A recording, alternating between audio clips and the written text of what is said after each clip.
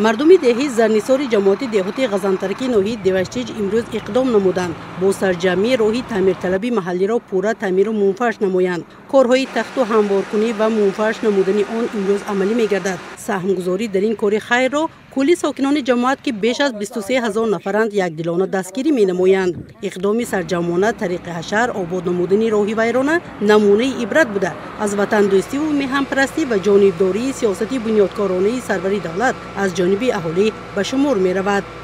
خرد بزرگ ناحیه از جمله ساکنان جماعت دهات غزنترک امروز سیاست سازنده اساسگذار صلح و وحدت ملی پیشوای ملت محترم امامعلی رحمان را جانبداری نموده از تشریفشان به ناحیه بار دیگر روح و الهام تازه گرفتند. برای استقبال جشن 35 سالگی استقلال دولتی جمهوری تاجیکستان امروز ساکنان جماعت دهات غزنترک با آبادانی روی آوردند. ساکنان امروز طور عمومی کوچه و مکانهای عمومی را تازه آزاده نموده برای رشد محل زیست اهلانه مهنت می نمایند. امروز مردم دهه زرنیسار 8 کیلومتر راه را منفرش کرده ایستادند و ما ساکنان کوشش میکنیم در یک جایگی وطن را آباد سازیم.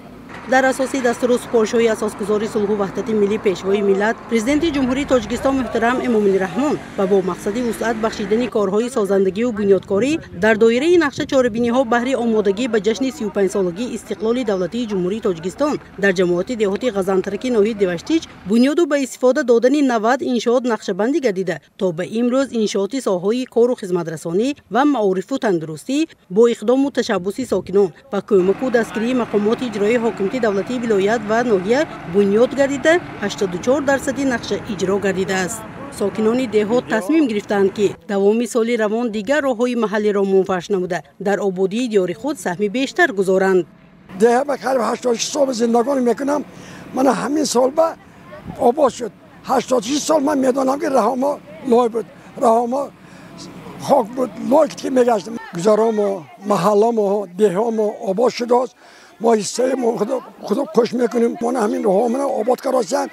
ما منت داریم. باید یادآور گردید که به مناسبتی در سطح بلند استقبال گرفتن جشن 35 سالگی استقلال دولتی جمهوری تاجیکستان در سراسر ناحیه دیوشتیج سبقت تعمیر و منفرش کنی راهها ادامه دارد. این است که در 8 جماعت شهرک و دهاتی ناحیه در دایره سیاستی آبادکارانه پیشوای معظم ملت محترم امامعلی رحمان ساکنان تشبثی راهسازی را پیشه نمودند. وسعت یافتن تعمیر و نوسازی راههای ماشینگرد در ناحیه مذکور دلیل آن است که مردم سرجم و متحدند و جهت عملی نمودنی تدبیرهای آبادانی فعالناکی نشان می‌دهند. تا این زمان در جماعت‌های به نام اسماعیلی سامونی، وحدت، راست‌راود و جماعت شهرک چنین اقدام بیشتر گردیده راههای محلی منفرش کرده می‌شوند. مستانه محیدی لازاده، فرهاد عبدالله، شاعر مبین‌زاده، اخبار.